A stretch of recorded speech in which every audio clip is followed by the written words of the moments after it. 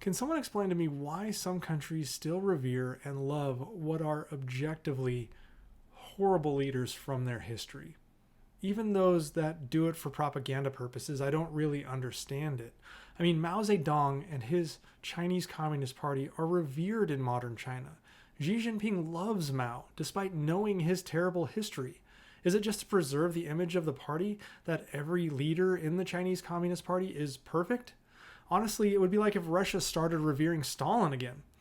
Well, that's a bad example. It would be like if Germany suddenly started revering Hitler. Given the death, destruction, and suffering Mao wrought upon his own people, why do Chinese leaders who control the narrative still support Mao? I don't understand it.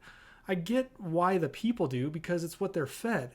And to be fair, this Mao reverence across the populace is far from organic. I mean, it is a product of a carefully engineered campaign of manipulation from higher-ups within the party. It is propaganda and fear, a facade hiding a history of catastrophic policies, authoritarianism, and ruthless control.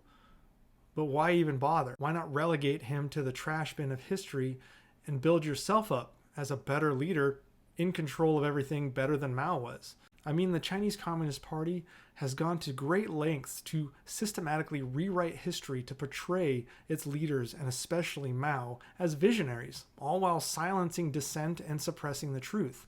Mao Zedong's rise to power was marked by immense human suffering. His policies, particularly the Great Leap Forward, were catastrophically misguided. In the late 1950s, Mao's drive to industrialize and collectivize agriculture at breakneck speed caused widespread famine. Tens of millions starved to death, with their suffering exacerbated by Mao's refusal to admit failure. Instead of addressing the unfolding disaster, Mao blamed local officials and the weather, demonstrating a chilling disregard for human life.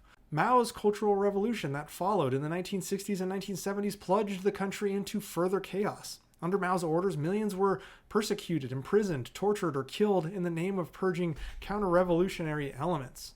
Intellectuals were silenced, families were torn apart, and traditional Chinese culture was destroyed. Now, despite all of this devastation, Mao ensured his legacy by cultivating an all-encompassing cult of personality. We see the same thing with Putin. We see the same thing with Xi.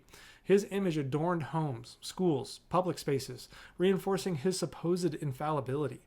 Worshipping Mao was not an option. It was a necessity for survival. Yet the scars of his rule, the starvation, the violence, the cultural annihilation were too deep to ignore.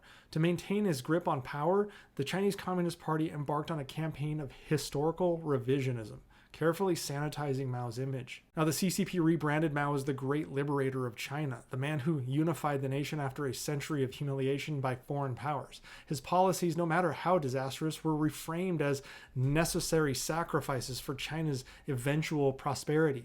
That's like saying an abused child who rose from the ashes wouldn't have done so had they not been abused. Now, the catastrophic famine that was actually caused by Mao's policies was simply relabeled as 3 years of natural disasters. It erased Mao's direct culpability. The Cultural Revolution was downplayed as an unfortunate but isolated period of chaos. These distortions were baked into education and reinforced through state-controlled media, ensuring that generations of Chinese citizens grew up with a sanitized view of Mao's rule. Now, this brainwashing has been systematic and unrelenting. From their earliest school days, Chinese children are taught to venerate Mao and the Chinese Communist Party as saviors of the nation. They learn about the triumphs of the revolution and supposed prosperity it brought, while the famine, persecution, and death are conveniently omitted. Critical thinking is discouraged, and the party's narrative is presented as the only truth. Outside the classroom, censorship ensures that dissenting voices are silenced. Books, films, and social media that challenge the official story are swiftly suppressed. Those who dare to speak out face imprisonment, ostracism, or worse. In such an environment, Mao's image as a hero persists, not because it is widely believed, but because it is the only version of history most people are allowed to know. But it still doesn't answer the question as to why those that know continue with the lie. Some of them have to, for fear of their own safety. But Xi Jinping himself knows Mao was terrible, and yet he continues the lie. Under Xi Jinping, the Chinese Communist Party has doubled down on his legacy of manipulation. Xi has cast himself as Mao's spiritual successor, which objectively would mean he's a terrible leader. But he has revived many of Mao's authoritarian methods while updating them for the 21st century. Like Mao, Xi has centralized power to an unprecedented degree, abolishing presidential term limits and silencing dissent. His anti-corruption campaigns are actually thinly veiled purges of political rivals. Like Mao, Xi has fostered his own cult of personality, with his face dominating media and his rhetoric of the Chinese dream echoing Maoist slogans of unity and rejuvenation. Xi Jinping has also perfected the Chinese Communist Party's tools of control using modern technology to enforce ideological conformity. Surveillance systems track citizens' movements, monitor their online activity, and grade their trustworthiness through a social credit system. This Orwellian infrastructure allows the party to preempt dissent and maintain an atmosphere of fear. The brainwashing that began under Mao has been adapted to this new era, ensuring that the reverence for the party leaders remains not only unchallenged, but deeply ingrained in the national psyche.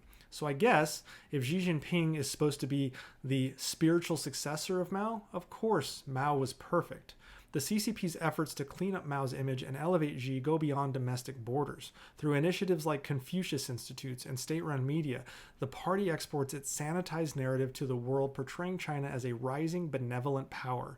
At home, nostalgia for a bygone era, Mao's era, is weaponized to distract from growing inequality and corruption under CCP rule.